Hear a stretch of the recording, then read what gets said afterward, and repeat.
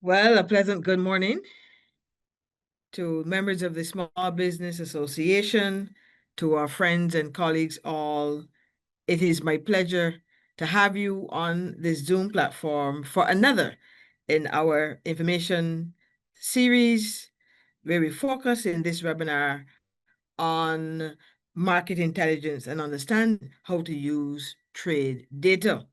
I'm Dr. Lynette Holder, Chief Executive Officer of the Small Business Association of Barbados, and it is my pleasure to moderate this session for the next few moments. Those of you who may be new to this process, let me share with you that each month the organization hosts a webinar focused on a critical area of interest for our small business community.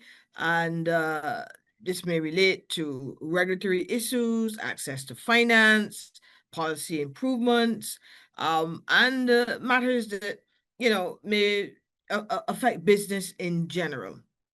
And we do this each month in support and in collaboration with our strategic partners. We bring on board a subject matter expert who is able to speak to the topic of interest. Now, this month, the month of June, is the last webinar for this financial year, and the members of the association may know that the financial year of the SBA ends on June 30th. So this is our last session in this series, but you can listen out and look out for what we have planned come July in the new financial year. Also, if you're new to the platform, let me share with you that our sessions are recorded.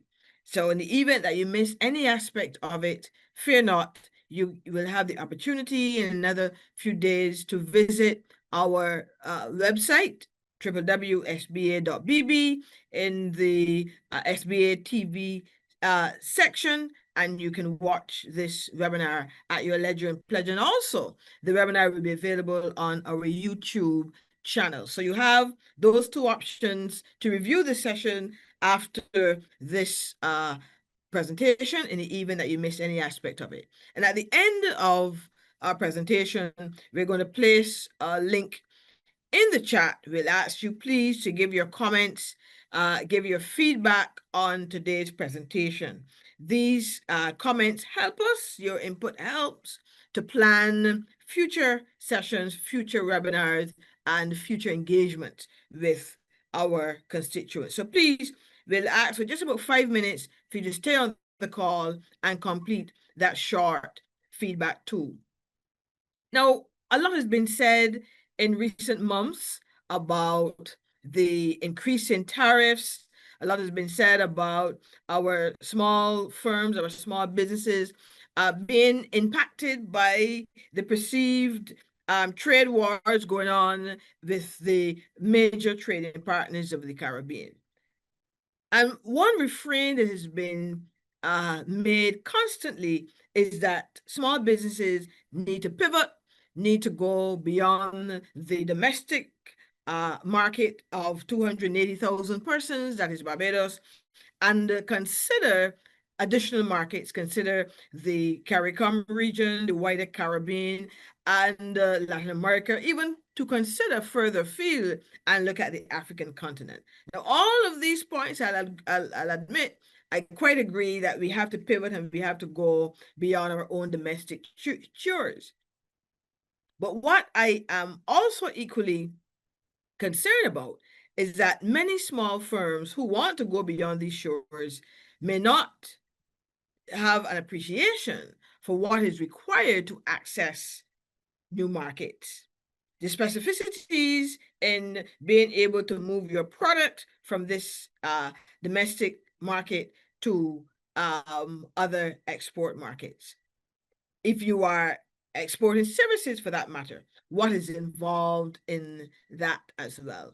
And so we thought that in this final session for this financial year, we will focus on just this, helping our constituents to understand market intelligence and how to use trade data, because there's a lot of information out there on trade, a lot of information that will help you to know, what goods and what services may have a higher propensity for acceptance, for growth, and so on in various markets. But you want to know how to get there. You want to know how to navigate all of the so-called red tape.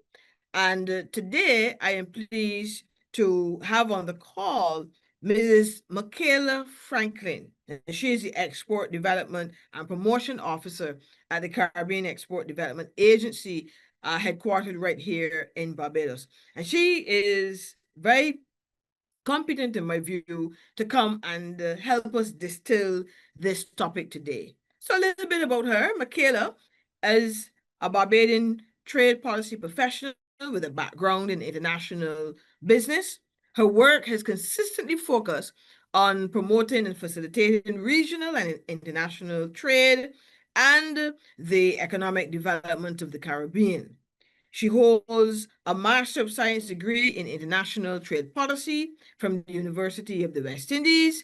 Her academic training has covered areas such as international trading systems, Caribbean trade policy, and global governance. Now, Mikaela has worked at the Caribbean Export Development Agency for the past 6 years and serves as the organization's Export Development and Promotion Officer, where she leads efforts to enhance trade and business intelligence and support regional exporters through the development of targeted programs and interventions. So I'm sure you will agree with me from that short bio that our presenter is more than competent to help us discuss this topic today.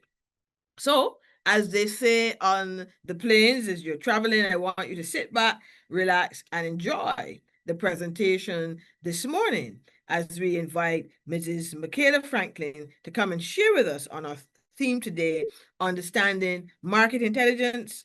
We'll have a demonstration on how to use trade information. Good morning, Mikaela, and welcome to the SBA platform. Hi, good morning, Dr. Holden. Thanks for having me today. Let me just share my screen. So good morning, everyone. As Dr. Holden rightfully said, my name is Mikaela Franklyn, and I am the Export Development and Promotion Officer here at Caribbean Export Development Agency. And today we'll be going through a presentation on, let me just set this up properly for you. A presentation on market intelligence and how to identify high potential markets using these tools that we have. So we'll go through some tools, we'll go through some free tools. It's important to note that they're free. And we hope that this information will help you on your exporting journey. So without further ado, I'll jump into the presentation. So today what we're going to discuss is how to identify high potential markets using market intelligence tools. So identifying high potential markets. So what we're going to do, we're going to define market intelligence because we think it's important that we, understand what market intelligence is.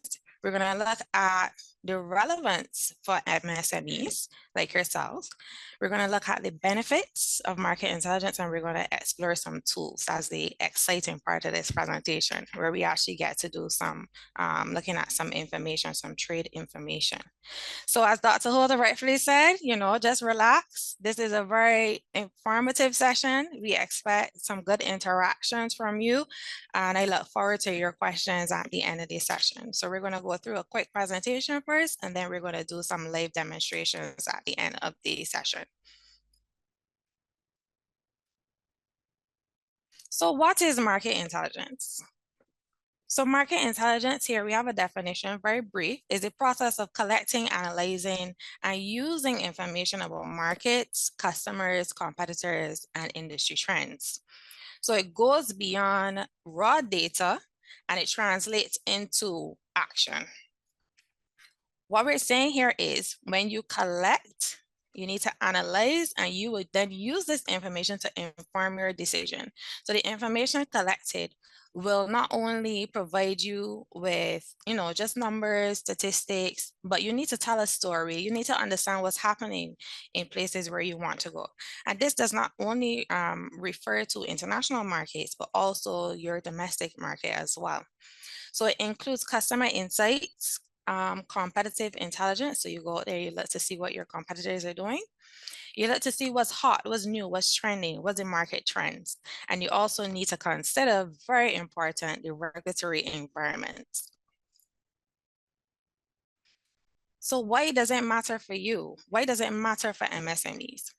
So MSMEs, we know we have limited resources, and it helps to make informed decisions at a reduced risk. So imagine you deciding, okay, I want to go into a new market, or I want to go into a new store, but you don't understand the dynamics of the new market.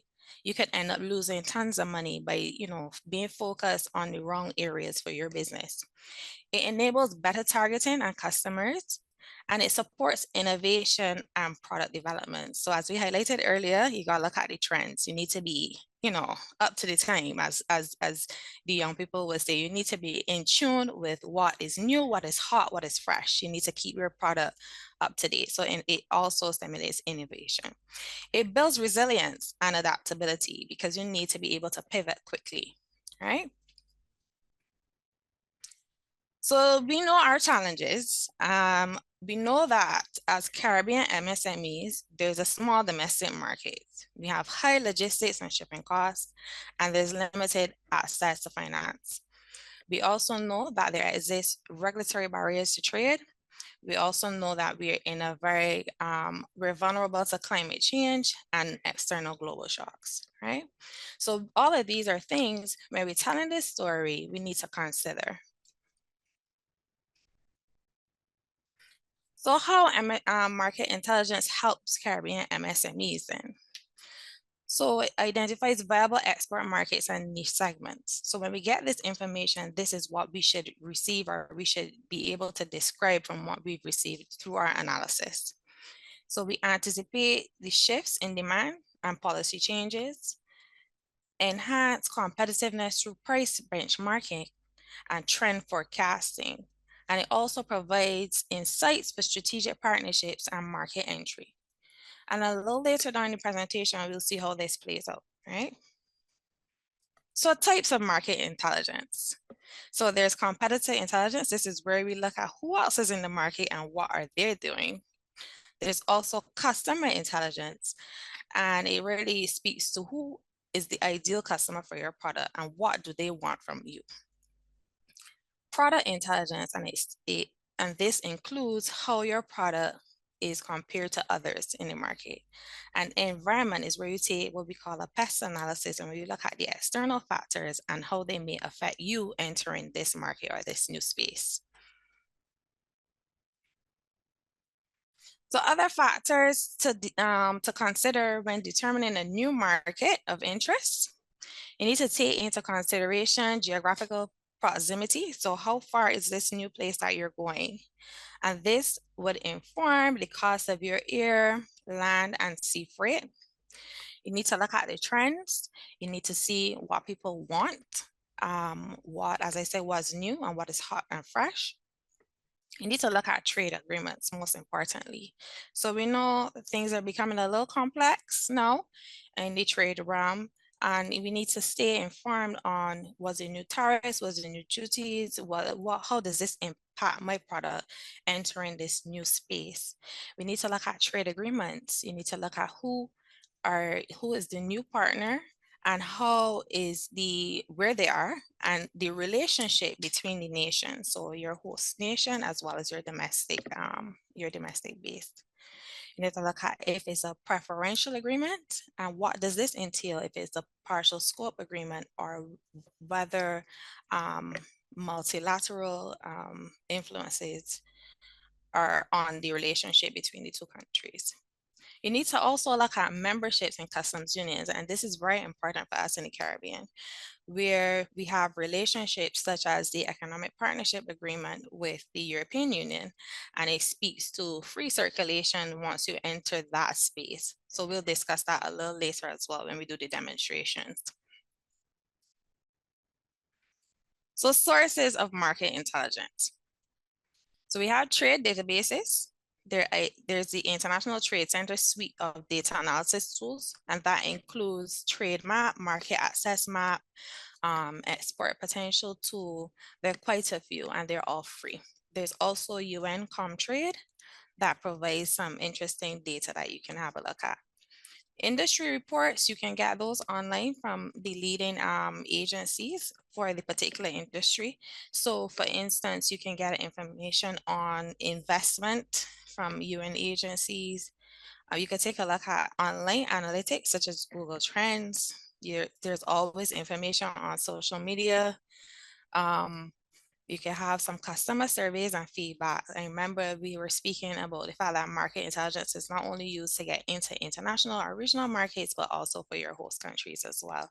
And also chambers of commerce, trade associations, business support organizations, investment promotion agencies, all of these can help you. So these are some tools. There is the Caribbean Exports Market Intelligence Portal, which we'll discuss shortly. Google Trends, Statista, ITC, Market Access Map. You can also contact the regional support institutions such as Caribbean Export Development Agency. You have Compete Caribbean, and their whole host a large list of persons that you could contact to get some information and to understand better market intelligence and the role of market intelligence in tapping into new markets.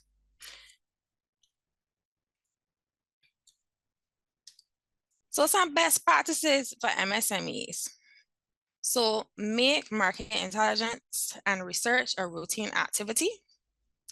Use some insights to guide strategic decisions. Collaborate with business support organizations. We also found that the business support organizations, even depending on where you're at, there's always something for you. So whether you're export ready, whether you're exporting, there's always information that you can receive. So validate assumptions with real data, because remember, this is about having evidence. So it's an evidence-based activity. So when you decided to tap into new markets, we want there to be some evidence as to why we're going this route, right? You're gonna train staff, so there needs to be some skin in the game. There needs to be some investment on your part to train staff in research and analysis. These are some risks for not using market intelligence.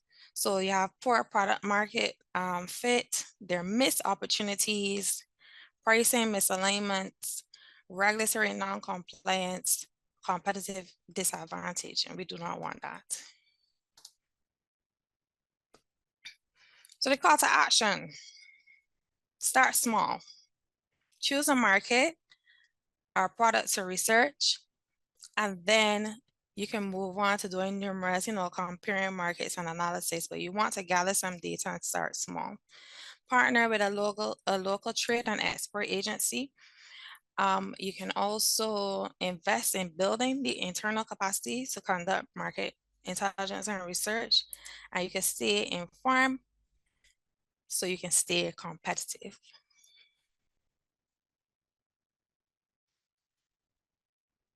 So at this point, market intelligence is not a luxury, it's really a necessity. In the Caribbean, we know that MSMEs need market intelligence to not only thrive locally, but also to go abroad and do well. So it makes things easier for you. So if you invest the time, go through the tools, get the information, and just hunker down, analyze the information, it really makes things easier on the back end when you come in to make business decisions, because we want to make evidence-based business decisions.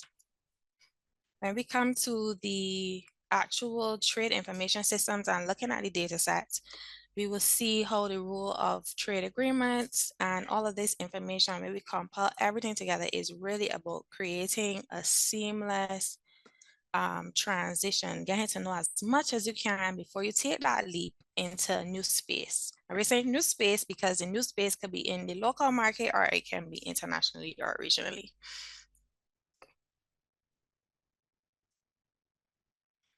So at this point, what we're going to do is transition into looking at some trade information sources. And I'm going to just, it's a short presentation. We're going to see what some of these tools look like. And I've included two in this session in the interest of time. And we're going to tell you what the tools are about. And then we're going to actually go into the live demonstration. So this is Caribbean Export CE Intelligence Portal. And this portal, this is how the home face looks. So this portal is designed to promote a culture of research. So it's really a one-stop shop. You can go here and get a lot of information. So it helps firms make sound business decisions using market intelligence. And the main users are exporting or export-ready firms, people thinking about even creating a business, trade and business support organizations. We have the investment promotion agencies as well using the tool. Foreign investors, foreign buyers, all of these people use the CE intelligence tool. So what types of information can you get on this tool? You can get some market reports, you get some publications, market briefs, country profiles, reports on high potential markets. There's some trade data there. We have breakdowns of trade agreements such as the same CARIFORM EU EPA. So you can get some nice briefs and videos and breakdown of the agreement on the CE Intelligence portal. So another one of the tools we use is the Center for Promotion of Imports from Developing Countries. Now, personally, we use this tool a lot because just as businesses use market intelligence to tap into new spaces, Caribbean export, when we're curating our programs, we have to do tons of research as well to find out how to better assist the private sector in the region. And one of the tools that we use is the Center for Promotion of Imports from Developing Countries. And this is a data source from the Ministry of Foreign Affairs in the Netherlands. And what I typically like about this is that you get some really nice, short to the point briefs, right? And the information provided here, you get market information on various sectors. So you get fruits and vegetables, you get coffee, spices, it gives you trends, it gives you tips on how to find buyers in these markets. And it also gives you distribution channels and market requirements. So these are the two I have included in the presentation, but we're going to take a deeper look at these to see what information we could get. I've also included some useful links in the presentation. And this, I believe, I'm not sure if this will be shared with you, but these links are embedded here as well. So this is the end of the presentation, and we can now transition to looking at some data sources. Okay, so what we're gonna do is take a look at some trade information, right? This is the Caribbean Export Intelligence tool here. Let me just refresh the page so you can see.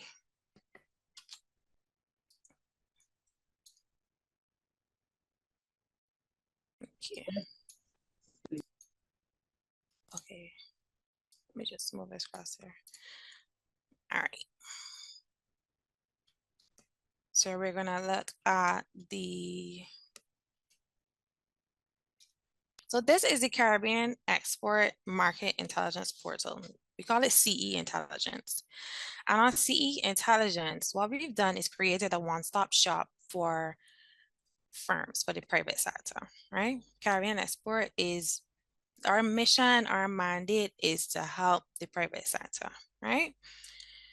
So CE Intelligence Portal, this platform will provide you information on market intelligence.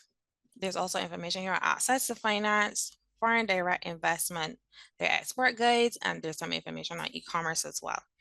So for the purpose of today's presentation, we're going to take a look at the market intelligence tab. But I would encourage you to, in your time, just go play around with the tools. As I said, all that we'll be discussing today, they're free. You can register to get tailored results, but all of the tools are free. Okay, so pretty much what the video is in detailing is exactly what I just told you. So there's a market intelligence tab. We have the access to finance, foreign direct investment, export guide.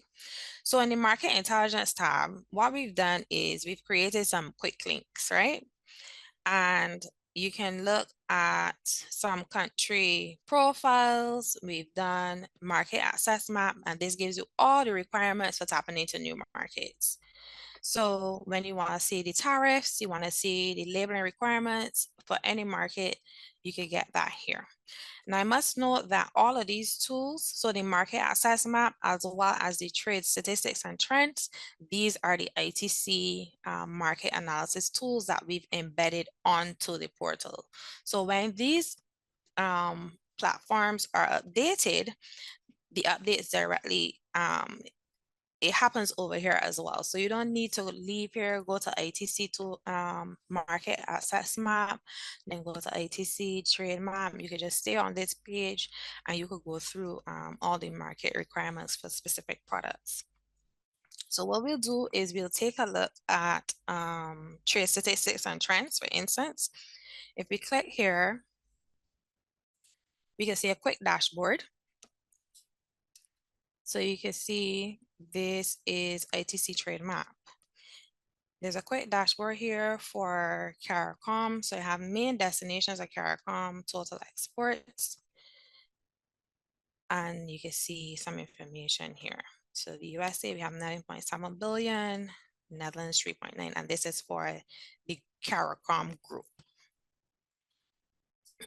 If you go a little further down, you can see information on main products exported by CARICOM, and they have a nice chart here. You can hover and you can see the actual description for the products as well as the total exports, as you see here in this over here. So for organic products, chemicals, for instance, sorry, you have 1.41 billion, and this is in US dollars. Ships and boats, similar. So total exports of CARICOM members, then we can see a breakdown here, and this is for 2024.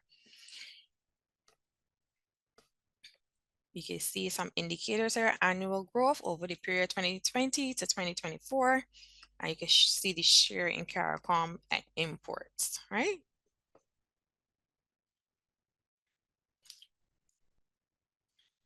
So what we're going to do is take a look at the trade statistics section.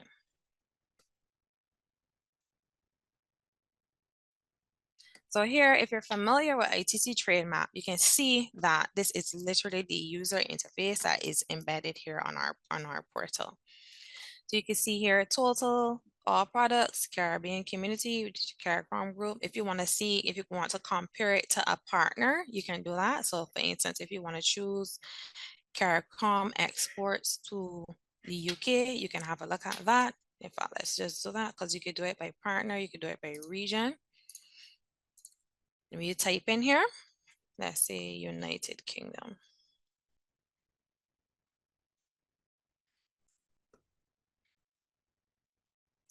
Our region partner, sorry.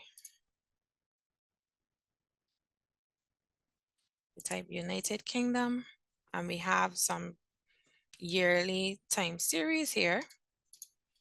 And you can see CARICOM's exports. Yeah. So we can see that this value would have increased from 2022. We see there's an increase there in 2023 and then in 2024. So this is what we're talking about when we speak about telling a story. So you can see all products and overall exports from CARICOM to the UK would have increased significantly between 2022 and 2024. So we need to tell a story. This is when you run your little analysis, you do some equations to work out, the percentage increase over the period if you want to see how it fluctuated per year. These are all the things that we're speaking about. If you want to see specific products, you can scroll, you can see it's filtered by year. So in 2024, you can see exports rather from maximum to, and it would decrease all the way. So if you want to see the top export, and you see here the top export from CARICOM to the UK is mineral fuels, mineral oils, and everything in that particular grouping. You can see that here, bituminous substances and minerals. And then the second largest export would have been beverages, spirits, and vinegar. We know our rum will be going that direction. Also, you can see here sugars and sugar confectionery is third, and then organic chemicals followed by edible fruits and nuts. So these are the types of information you can find. Similarly, you can see a value of how much the United Kingdom would import from the world. So if you want to do an analysis of the share of CARICOM's exports to the UK, and also look at the imports from the world, then you can understand the level, the volume of imports from CARICOM and how this fits into the total merchandise trade imported from the world for the United Kingdom. Yeah.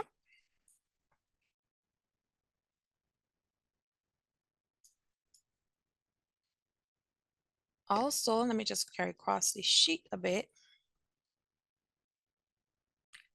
You can also look at CARICOM's exports, total exports, and then also look at the share of the United Kingdom's exports from the exports of CARICOM products to the United Kingdom as well to see what's the total share.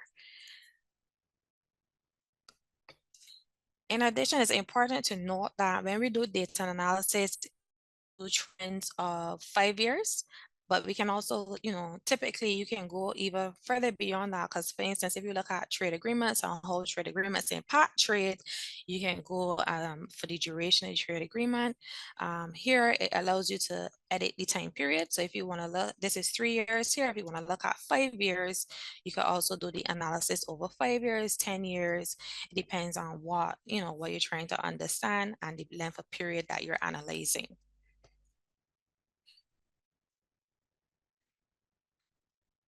So here we can see even further, there's consistency as it relates to the export volume going all the way through from 2020 to 2024. If you look at there's been increases every year.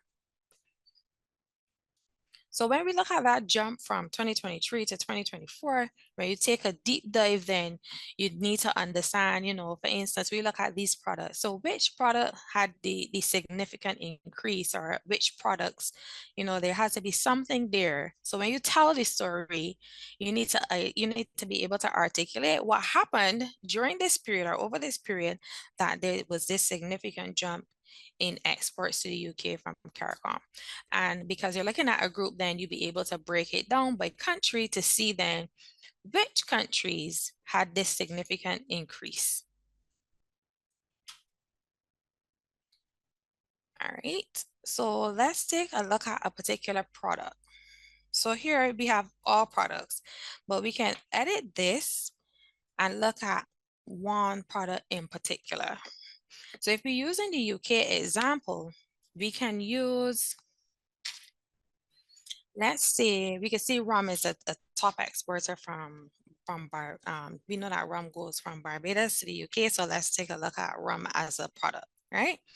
So in this section, you can actually type rum if you don't know the HS code, which is the harmonized system code. And this code pretty much is standardized across the world, and it helps you find the data, whether it's for your tariff or if you're looking at trade data. Each product has a specific code, right? It gets very complex from 2 levels all the way up. So as you increase in numbers in this code, it gets very specific to the product. So if we type rum here, we can see there's 220840. and that's rum and other spirits obtained by distilling fermented sugar cane. And we can look at Barbados. Second. We look at Barbados, and we have our partner here already as the United Kingdom. So we see here at the top, even if we're not sure, we see here bilateral trade between Barbados and the United Kingdom, and the product is rum and other spirits. So we can see a quick analysis here of rum and other spirits in bottles and strength not exceeding this amount of percentage here. And we can see the volume in numbers, right? So if we want to increase the numbers here, let's see what we get if we expand the data set from 2020 to 2024. So here we can see that this information has been reported. It actually gives you the source of the information. It's important to note that this information is from the Barbados Statistical Service. And also, you need to understand that this information comes from the statistical bodies as well as other sources, and this will feed from customs agencies as well. So all of this information goes into the trade map data, right? So we can see here that in 2020, Barbados exported 15, let me see. We have 1584 compared to 2465. And we need to understand then, what does this mean, right? So what happened that we have this shift, and what happened, let's see, in between here in 2020 to 2021, there was a significant decrease. Yeah. So these are all the things that we need to take into consideration when we're looking at trade, exports, and how really, you're looking at entering a new space. You need to take a look at what's happening as it relates to your product entering this new market. I remember we spoke about competitive intelligence. So you look at your competitors as well and see what's happening, right? So if we want to expand this and take a bit of, get some more details, we can actually open trade map, right? Which is, remember I told you that this is embedded into our system. So this is trade map. And if we want to take a bigger, a wider view, or take a wider lens to the exports of these products, we can see here. Let me just move this. You can see that they're also, you can look at the yearly time series. You could also look at trade indicators. So if you want to see the annual growth in value between the data set, we can see here. We have 19% growth between 2020 and 2024 as it relates to rum and other spirits. And then they've even further broken this down to look at liqueurs, whiskeys, and other spirits, vodka, gin, etc. Remember, we spoke also of looking at share in Barbados's exports. We can see the percentage as well.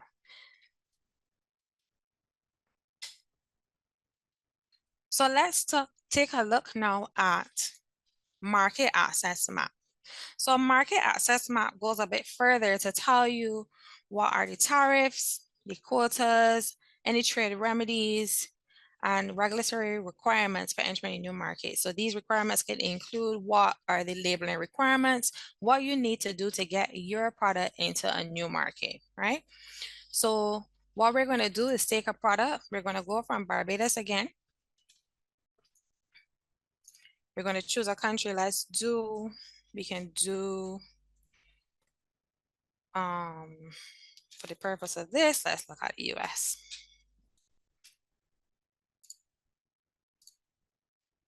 So we could do some sauces and condiments. If you know your HS code, you can type it in. If you don't, you could just type in the word and your HS code. You could go through and read and see which code applies to you. So if we do some hot sauces, I believe those will fall under 210390. So if you see here, we start at 2103. 2103, we can see generally this is sauces and preparations. If you scroll, you can see all the different breakdowns here. But if we look at sauces and condiments, we can look at some hot sauces. Like, we know we got mustard base sauce. So let's take a look at this and see what information we can gather from this example.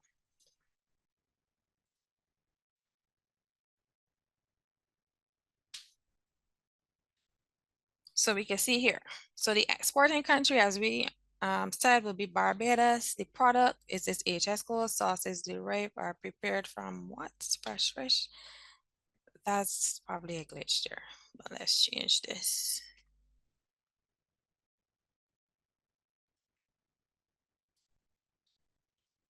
These are national tariff headings, so these go a bit further than the tariff codes that we use. But for the purpose of the example, we can see that it's going to the US.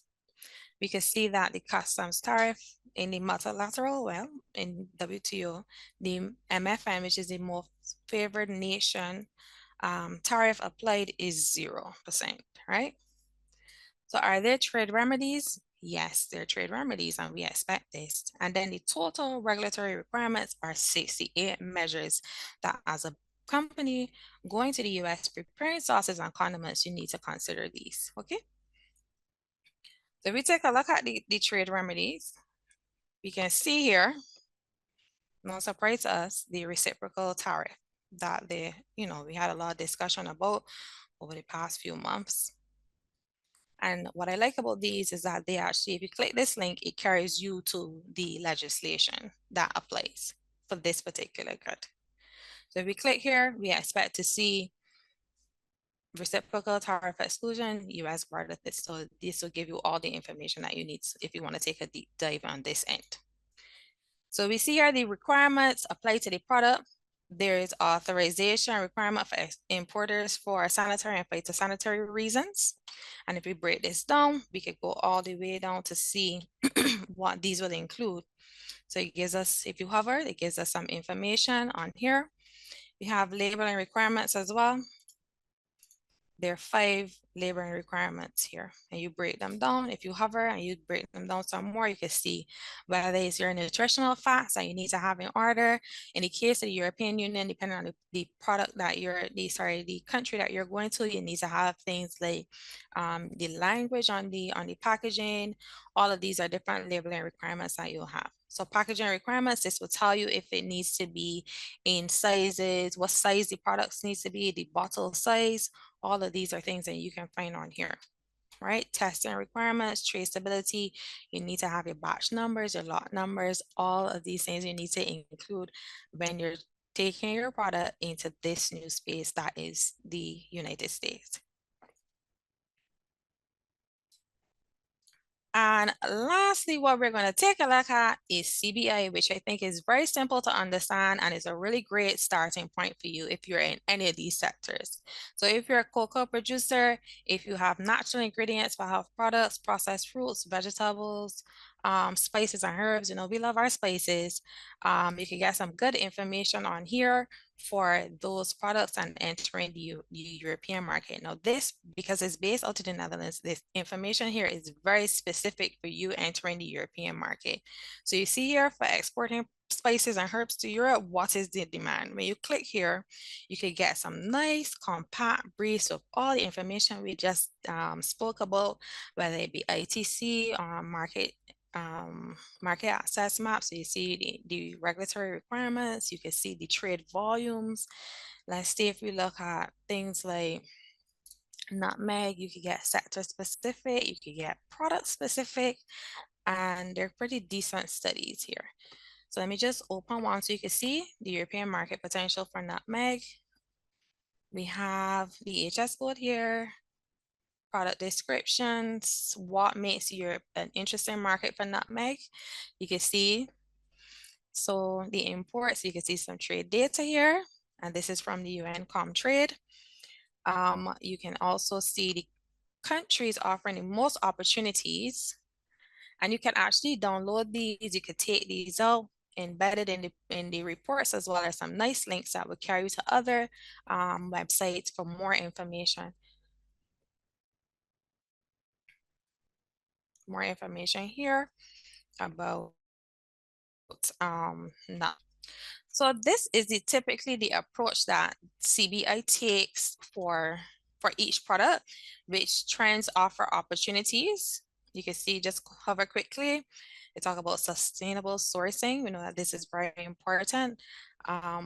Growing interest in new flavors and international cuisines. Obviously, nutmeg would be one of those as well. Health and wellness, convenience, clean labels in a spotlight, and this is typically the structure of these studies. Similarly for cocoa, what is the demand, what are the trends? There's also tips to finding buyers, tips to doing business in the European markets, how to organize your exports, tips to go digital, how to make organic fertilizers for cocoa. We know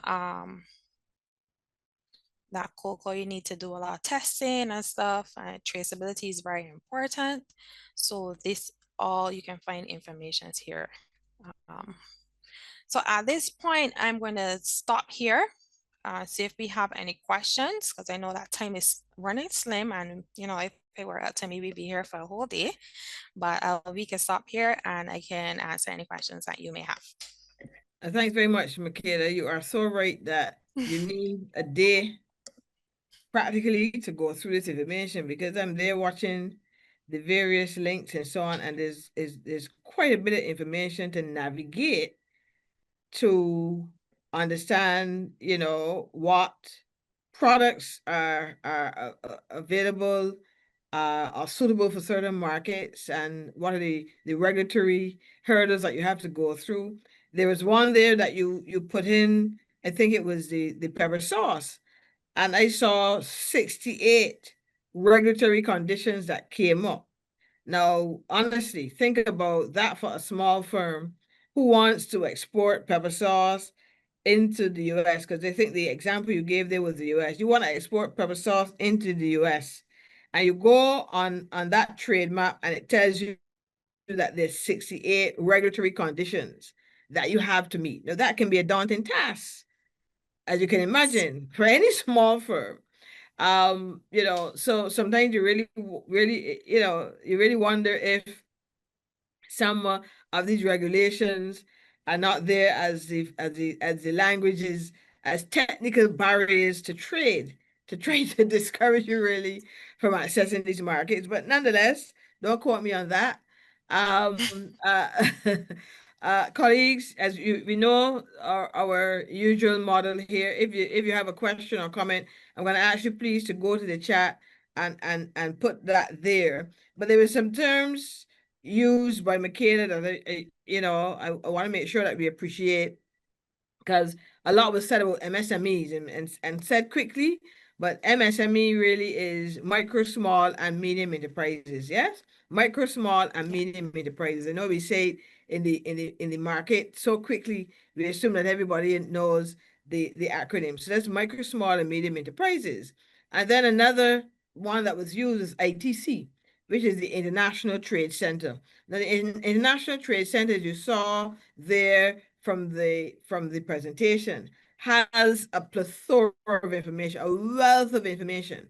I'm going to ask if we can, maybe place in the chat a link to one of those maps that you were using there, Mikaela, because as I said, we had a very short demo for the sake of the presentation, but I want persons on the call to actually click on the links, click on the on these sites, and start to navigate and get a feel for the site and the information that you can access.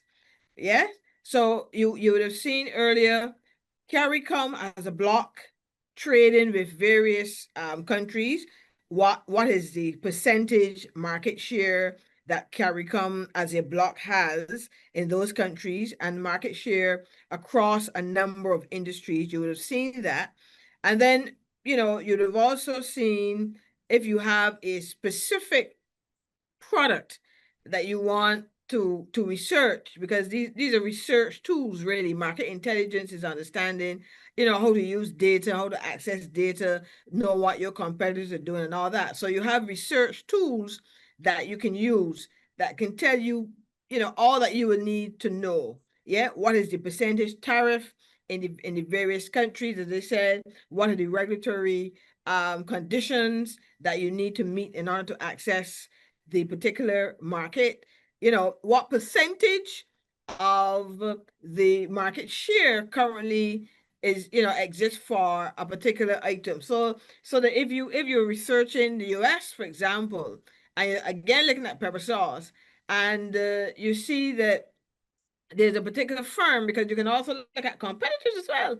You see that a particular firm that has 60% of the market share for pepper sauce, but then you know that the remaining 40% may be across a myriad of firms, and therefore how competitive this industry really is that then a viable area to consider, right? So, I mean, there's so much that you can glean from the tools that are available, from the information available via these platforms, that, as I said, it will require a significant amount of time, in my view at least, to navigate the information and to go through the data. So if you turn to the chat now, colleagues, you will see that Mikaela has placed there 4 links for you, and these were based on the demos that we saw earlier.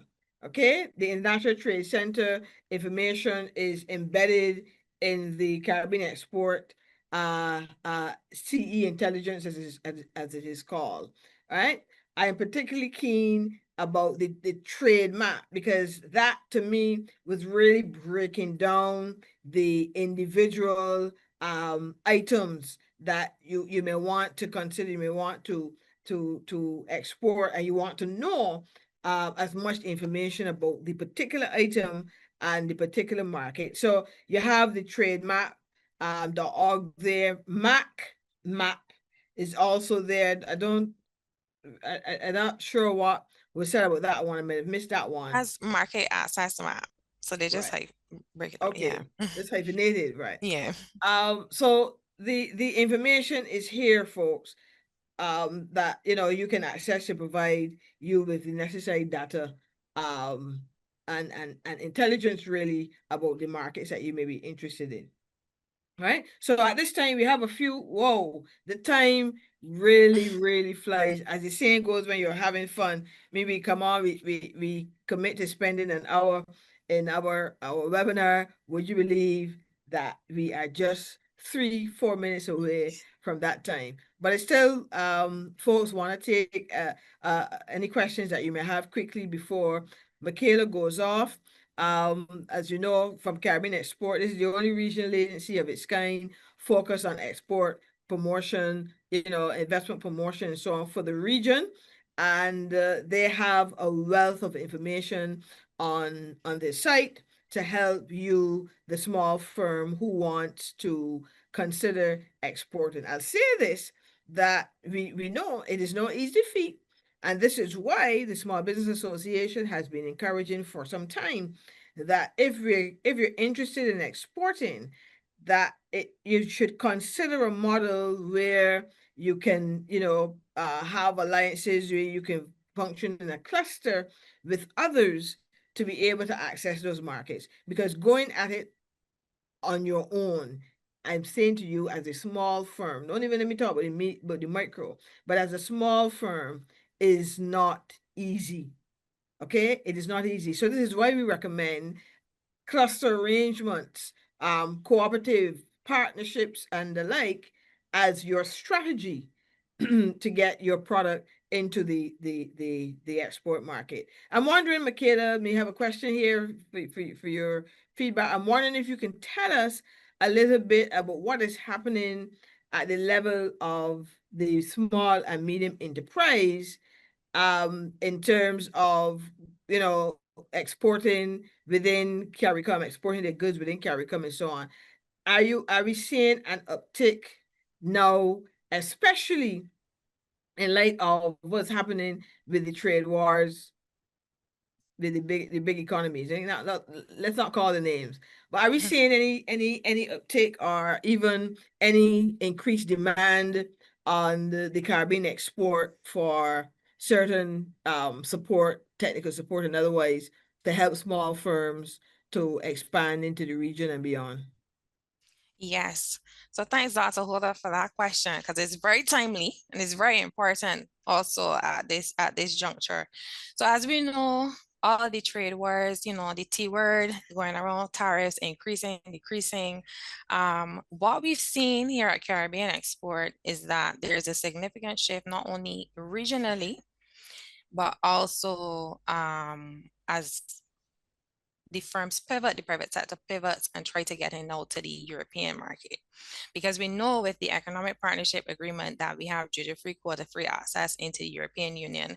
So even though, and we always say that people will trade regardless of these trade agreements, but trade agreements provide predictability when entering the market. And so we've seen not only the shift from the US into the CARICOM region and firms trying to collaborate more amongst the region, within the region, but also a shift internationally to the other side. I actually got a call recently, I think about 2 days ago, with someone with some pepper mash looking for opportunities in CARICOM specifically, because we love our pepper sauces, and this pepper mash is a key input into making these pepper sauces. So yes, we're definitely seeing persons with pepper mash, key inputs, whether it be CMOS, looking for markets within the region.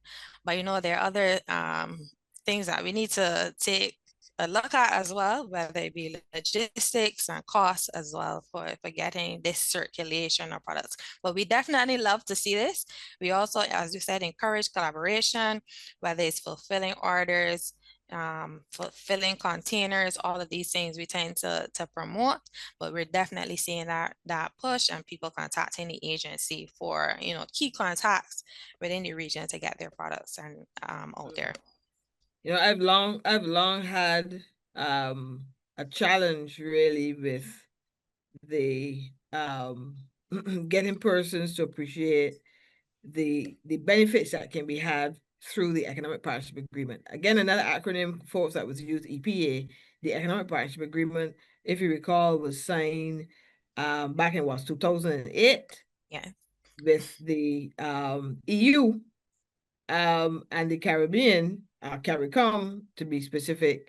But I saw some data recently that showed there wasn't any significant uptick from the CARICOM side in accessing the EU markets. And the EU has one of the biggest markets for goods, services too, but one of the biggest markets.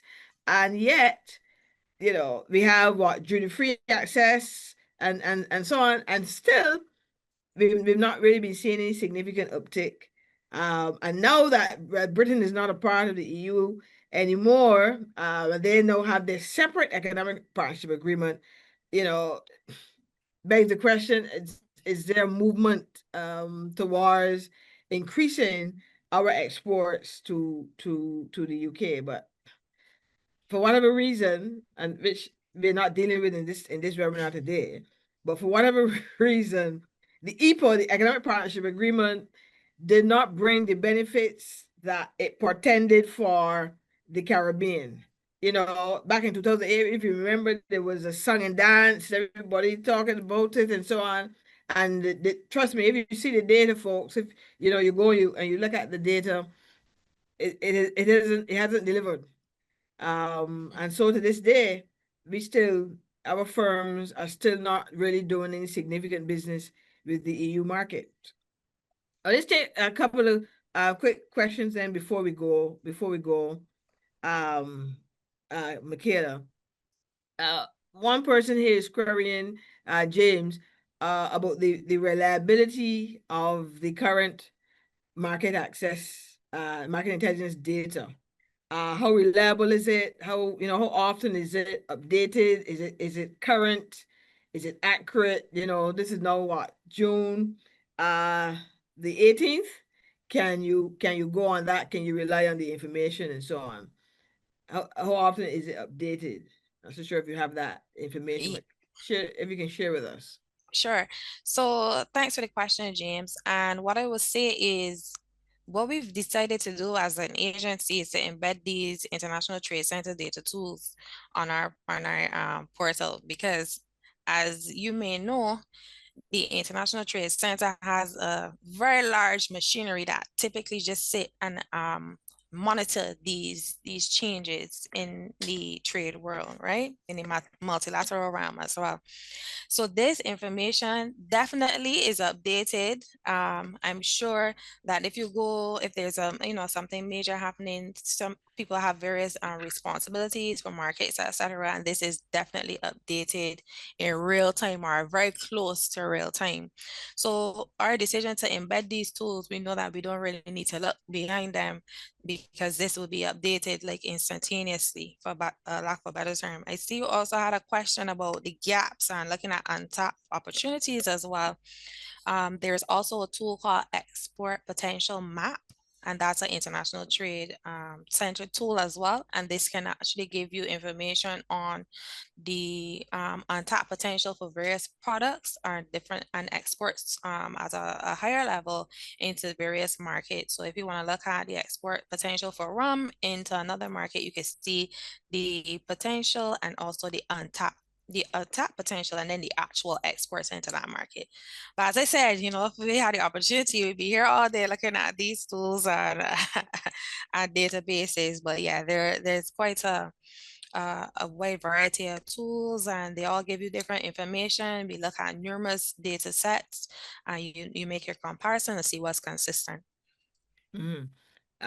Your team, you may need to look at the ceintelligence.com link because I'm hearing here from Kathy that she's having a challenge navigating Okay. that one. So not so sure what's the issue there, but and this is Caribbean Export for sure. We want to be able to access Caribbean Export so Yeah. so but what tools can we access though for CARICOM? I'm particularly interested in the CARICOM region. I know we were talking a lot about the US, UK, and so on. Mhm.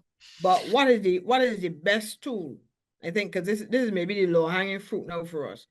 What is the best tool you would recommend for us to use as potential exporters, persons interested in even getting our services promoted in the region for the CARICOM market? What tool would you recommend for that? I would definitely recommend TradeMap, which is the ITC tool. I would definitely recommend TradeMap. And I say this because there's a lot of flexibility there. If you go on TradeMap and you register, it gives you the option to actually create your own group. So at Caribbean Export, we service the CARIFORM region, which is the CARICOM plus the Dominican Republic. So I have created that group. You can push and pull the firms, the countries, sorry, and you can actually see the trade because CARICOM is an established group and is on there as a partner on a group. But for CARIFORM specifically, it's not on ITC. But ITC gives you the flexibility to create the group and you can see what's happening in the group.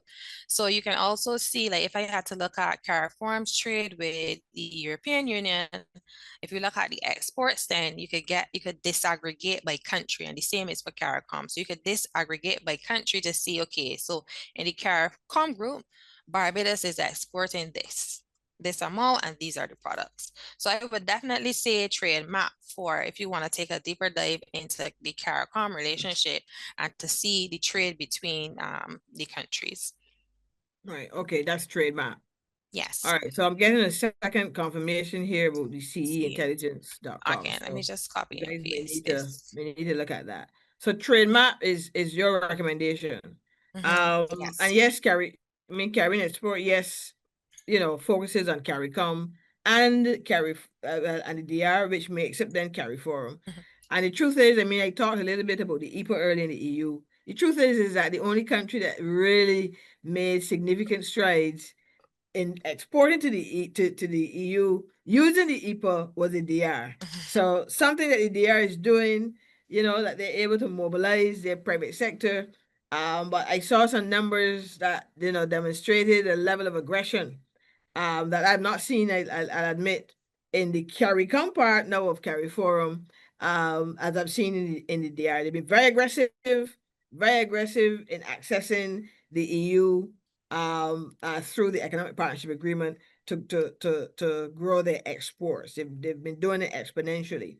But I think that maybe an untapped area for us is really within CARICOM. Yes, CARICOM itself is still small. I agree with you.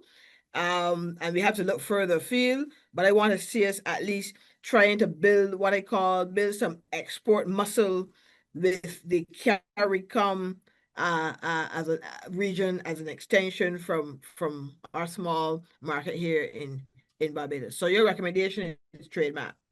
Yes, definitely. Okay. All right. So I'm pleased to see that the site link is working. I'm getting a comment here. Yes. Sigera, that it is working. So thank you so much.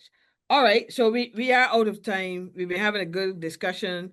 My team will place the link in the chat now and ask for your feedback. But give us your final thoughts, Mikaela, as we close out. We've seen the tools. There are lots of tools, folks. I reiterate, you can't spend an hour going through these tools. You gotta set aside maybe a weekend, if you have a weekend and some downtime, and go through the tools and familiarize yourself, navigate, play around and so on. But know that there's a lot of information there that you can access, and we're hearing that, yes, it is updated real time, and it is current.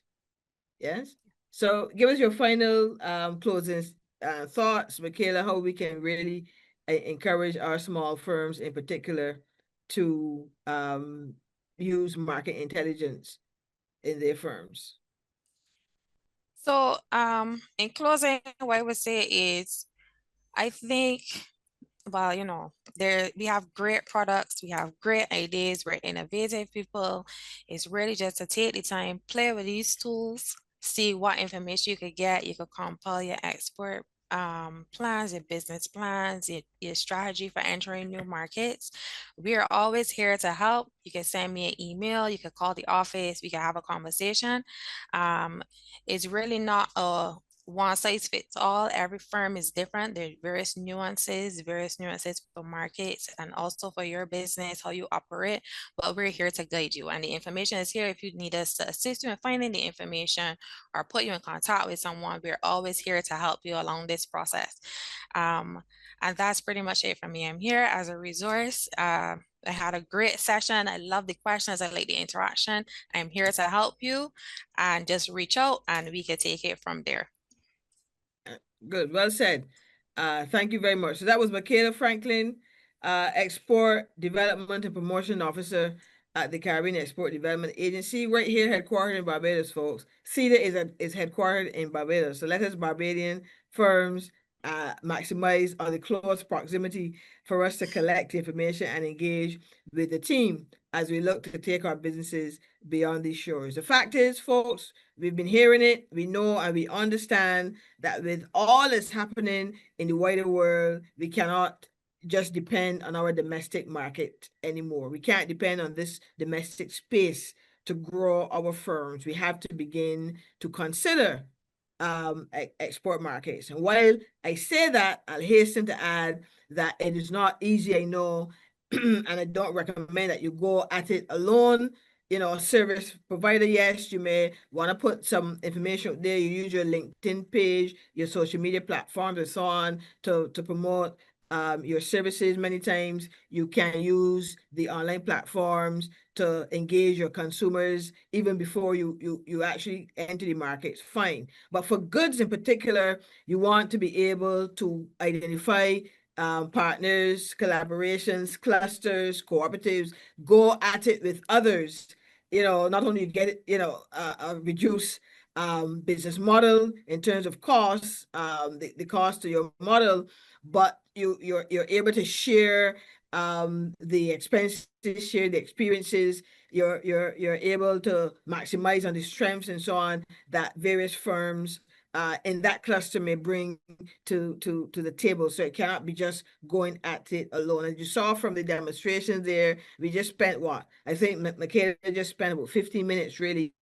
going through some of those links, and you can see a wealth of information is there that you can navigate to understand what the export markets require, what are the market entry conditions and so on. So in it all, folks, the information is there. Don't let it be said that, oh, we don't there's no market intelligence data to help us to export. Not the case. Information is there. It is the ability to navigate it and maximize on the information for your benefit. Okay, so thank you so much, members of the association. Look out, come July 4th, we're starting off the new financial year with a bang. We're having a networking session over at Lord Erskine Sandyford Center. You know how we do it on a Friday evening. Let your hair down, come out after maybe a stressful week and engage with us, participate, and hopefully do some business. So look out for that information coming soon on our July 4th networking event at Lord Erskine Sandyford Center. All right, we start the new year, I say, with a bang. Thank you very much, Mikaela and the team at CEDA. Thank you, members and colleagues all for sharing with us in today's webinar. God bless you. Enjoy the rest of your week. See you on the next occasion. Bye-bye for now.